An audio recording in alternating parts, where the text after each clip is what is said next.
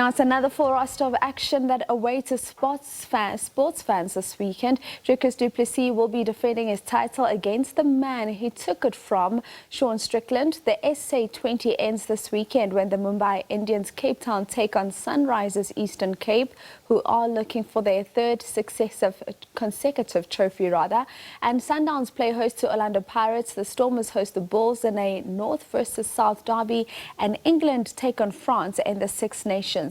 As we look to preview these events this morning, we've roped in the award-winning sports journalist, commentator and analyst Khanyiso Tshwaku. Khanyiso, very good morning to you. Thank you so much for joining us once again. Khanyiso, I want to start our chat and just speak to the Betway Premiership top of the table clash. Mamelodi Sundowns hosting Orlando Pirates out in the nation's capital. What are your thoughts in terms of how that encounter is going to go? Do we see one of the two sides walking away with the 3 points, or are we likely to see a share of the spoils tomorrow? If you look at this season results, I think the key thing with these teams is that they go out and they win.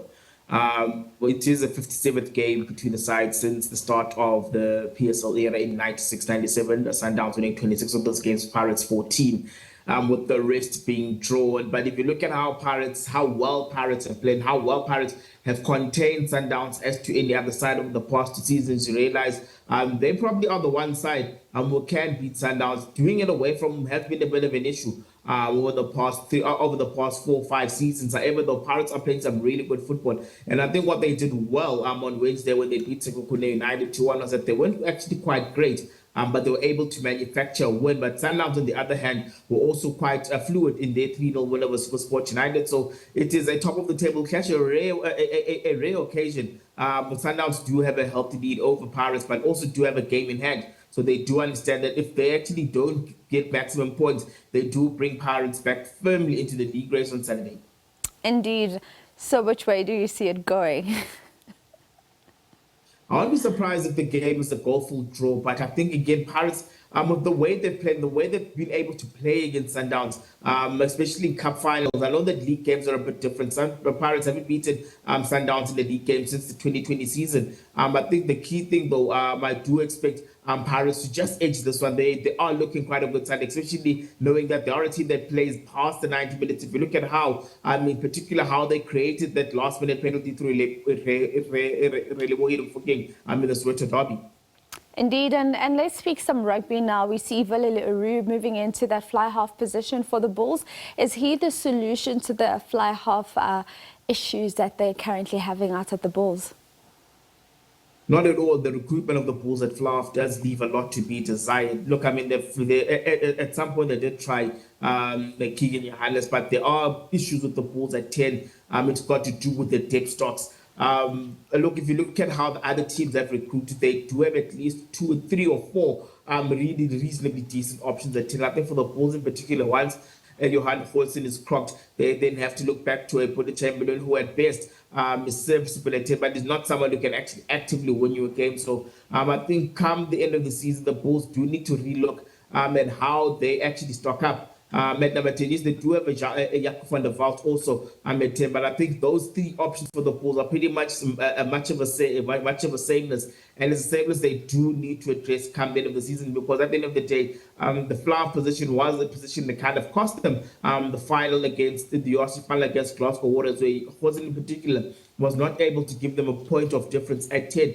So as much as Jack White has wants his fly-offs to play in a particular way, your fly-offs do need to be a point of difference. And for the Bulls, over the past seasons, they haven't quite got that playmaking point of difference from his 10s, even though he's expected them to be goal clear sharpshooters. And I mean, you then look at a Stormers team that has been looking for a streak of improved results. Do you see them getting maximum points against the Bulls? It's going to be tricky. The Stormers have played well below their potential this season, and I think that the biggest disappointing result about them was how they went about and lost against Leinster, where they came up against an understrength Leinster team and were actually played off the park.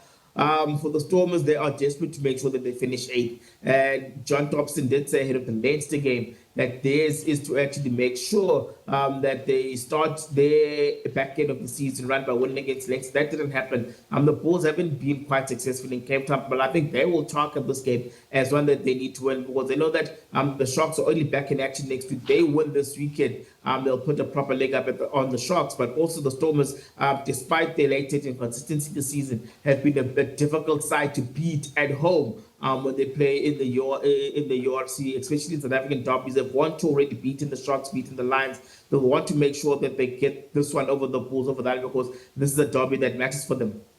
And finally, a quick one in terms of the Betway SA20. I know you'll be attending the final tomorrow. What's your prediction in terms of who will be lifting the trophy this time around?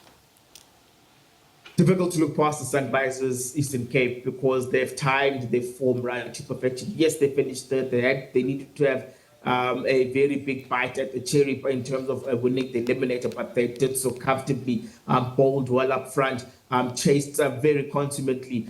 Look, MI Cape Town have been magnificent through the tournament, but they are playing against a side that has actually mastered the art of playing SA20 knockout cricket. So if the weather holds, look, it's going to be an interesting game, but it's difficult to look past Sunrise. But look, MI Cape Town have played some magnificent cricket this season.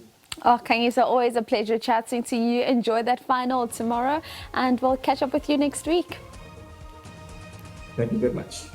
That is a Khanyiso Tshwaku, award-winning sports journalist, analyst, as well as commentator. Just looking forward in terms of what to expect in your sport this coming weekend.